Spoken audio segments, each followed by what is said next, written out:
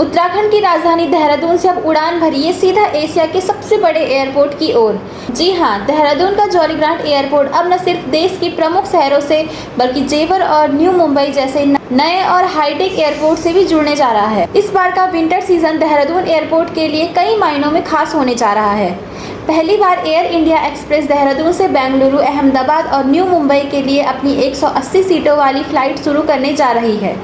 यानी अब हसीन पहाड़ों से टेक ऑफ करिए सीधे भारत के बड़े मेट्रो शहर की ओर। और ख़ास बात यह है कि देहरादून जल्द ही जुड़ जाएगा एशिया के सबसे बड़े और मॉडर्न एयरपोर्ट नोएडा के जेवर एयरपोर्ट से। इंडिगो एयरलाइंस पहली बार जेवर से देहरादून के लिए उड़ान शुरू करेगी।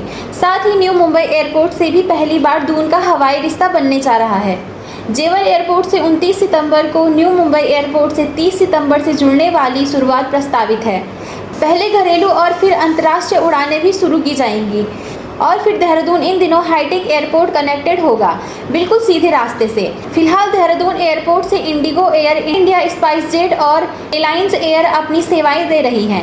एयर इंडिया एक्सप्रेस 5वीं एयरलाइन होगी जो यहां से ऑपरेट करेगी, यानी फ्लाइट्स की संख्या बढ़ेगी, यात्रियों को विकल्प मिलेंगे और टिकटों में भी हो सकता है थोड़ा कंपटीशन वाला मज़ा।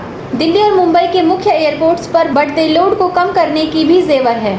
जेवर और न्यू मुंबई एयरपोर्ट्स पर बड़ी भूमिकाएं निभाएंगे और देहरादून जैसे टूरिस्ट को अब हाई कनेक्टिविटी का तोहफा मिलेगा।